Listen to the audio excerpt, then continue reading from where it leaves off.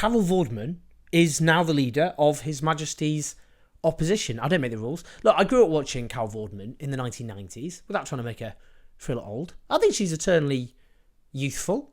I am a geriatric millennial, of course, as I say a lot. It's been a real wild ride since the 1990s. All sorts of things have happened which, frankly, have verged on the absolutely surreal. Would I expected this admitted maths genius and clearly very bright individual? I'm not trying to suck up to Carol Vorderman here for no reason, by the way. She's just an impressive figure, always has been. Of course, she was the star of the iconic daytime show Countdown, so I used to skive my homework and watch that instead. Would I have expected her to become this iconic figurehead taking on Tory malfeasance, wrongdoing, dodgy behaviour? Probably not. I wouldn't have probably predicted quite a few things which have happened since then, but that is the universe in which we live in. So let's have a listen to her giving the Tories a kicking over Nadhim Zahawi, the Tory chair, formerly Chancellor of the Exchequer. To be fair, half the Tory Parliamentary Party have been Chancellor of the Exchequer in the recent period. Giving, anyway, them a kicking over his tax affairs. Understand why he can't cut taxes. Now, this is particularly relevant at the moment. So we have Sunak's wife, who claimed, because you have to actively do this, a non-dom status. You have to apply to HMRC to pay a flat fee of £30,000 a year. Yeah. It is estimated, when this was discovered by journalists last year, she said, oh, right, I won't do that again, that she would have paid up to £20 million in tax, wow. which has not, no one has said, oh, sorry about that, we'll now pay it. Right, that's the first thing. And at the moment, as you know, front pages all the time, Nadhim Zahawi. So Nadhim Zahawi, he set up YouGov, he co-founded it, didn't take shares, he put it into a trust, and therefore it is estimated that he avoided £3.7 million in tax. Now, a friend of mine who's a tax lawyer had gone on to this about 8 months ago. Dan Needle, his name is, he's wonderful, and he went on to it about 8 months ago.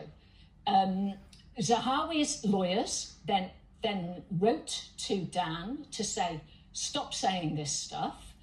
Dan, as a lawyer, then reported them to the Solicitors Regulatory Authority because they were threatening he shouldn't say anything about it. And lo and behold, you now see the headlines where he has actively gone to HMRC and offered to pay this money. That seatbelt chat escalated quite But quickly. it did. Obviously, they're not here to defend themselves, but they're all corrupt. Well, yes. But yeah, obviously. But Giles, But he brought up taxes. give us a balance. I'm lost on that. I don't have this quality. I would like to know what the producer of that show clearly yelled into the earpiece of Alison Hammond at that point when she went, they're all corrupt. Probably something like, you can't say that.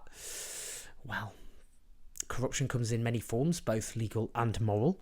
I think we can definitely agree the Tories are certainly morally corrupt on a lot of levels. In terms of Carol Vorderman, though, that's impressive. That was an impressive spiel. She's clearly far better briefed than a lot of opposition politicians and the Fourth Estate journalists, let's be honest. She's been on the absolute rampage against Zahawi, against Rishi Sunak, against Sajid Javid, against Boris Johnson, and, of course, the Tory peer, Michelle Mone, who is being investigated over a PPE contract, which we have covered, so do look up the video we've done on that. On the issue of Zahawi, who repeatedly stuck, of course, to claiming that all his tax affairs were in order, threatened to take legal action repeatedly against journalists and tax experts who were scrutinising his affairs. Then it turned out he had to pay a multi-million-pound penalty after trying to use legal means to avoid tax. Well, look, I mean, I just want to be clear about this. You know, avoidance and evasion. I keep saying this. Evasion is when you try to illegally go against the letter of the law. Avoidance is when you try to go against the spirit of the law, but using technicalities and loopholes and all the rest of it. So, you know, Zahawi likes to send legal letters to people. Can't send me a legal letter for that because I'm not accusing you of doing anything illegal. But morality, this circle, doing I've forgotten the name of the Venn diagram. Morality in one circle, legality, not the same circle. You can do things which are clearly very bad, even if they technically are in the boundaries of the law, in a legal system which is rigged to favour those who are rich. Anyway, Rishi Sunak has refused to sack him, and instead has got this inquiry which has kind of, you know, dragged the whole thing out, we'll see what the investigation comes up with. In the meantime, another investigation for Carol Vorderman. Rishi Sunak today, Prime Minister's Questions, refused to say if he'd been fined himself or paid a penalty for paying his taxes too late. Well, this is interesting because you could argue a significant section of people have suffered penalties for late payment of tax. There's a minor difference there, though, isn't there? Because Rishi Sunak is twice as rich as King Charles III.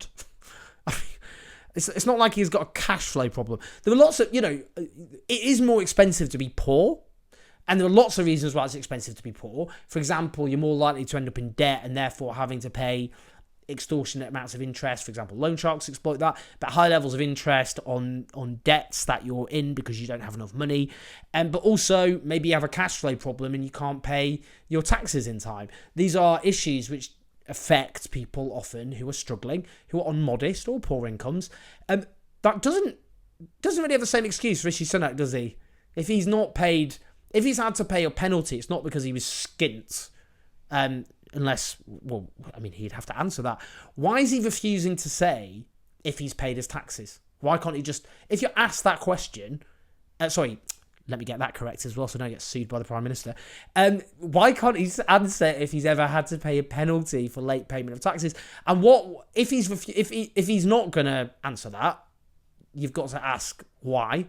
Because it's a yes or no question. You could easily say, well, no, I haven't. If he has had to pay it, then we need to know under what circumstances, because a cash flow problem is clearly not something which the Prime Minister can claim to suffer from. So what would be the reasons for him paying a penalty? And you can't, he's Chancellor of the Exchequer for ages. He's now, obviously, the Prime Minister. You can't be in a situation where you're demanding everyone pays their taxes and all the rest of it as Prime Minister, and then you've had to pay a late penalty. But we don't know because he's not said for some completely unknown reason. Carol Vorderman is on so many different scandals. She's on investigating reports that the chair of the BBC, of course, helped to secure a loan guarantee for Boris Johnson before being appointed. And, as Carol Vorderman has invited us to investigate, with the probe into it being run by the father of a senior number 10 aide. This is William Shawcross running the probe. Funny story. William Shawcross is, of course, the father of Eleanor Shawcross, who is a senior number 10 aide. Eleanor Shawcross was my tutorial partner at university. She actually borrowed my political history notes for revision purposes, and I'm still not sure I ever got them back. I don't know how she read my handwriting, to be fair. She was my college mother at university. It was a weird system where they appoint someone in the year above you to look after you, and they call it your mum. She's not actually my mum. Anyway, just thought I'd throw that little tidbit in. Carol Vorderman's also gone for Chris Philp, Chief Secretary to the Treasury. He's had 3 firms go bust.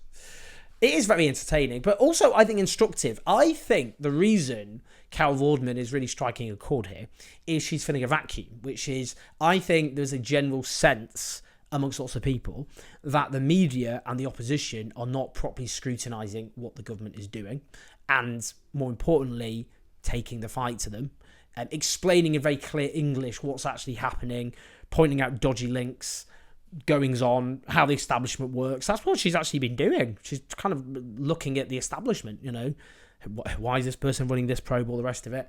And I think it just shows a democratic deficit in this country, that it falls to someone who's obviously very bright, very sharp, but nonetheless, it should be, and newspapers should have the government on their knees. The government is on its knees just because they've completely destroyed themselves by their own behaviour.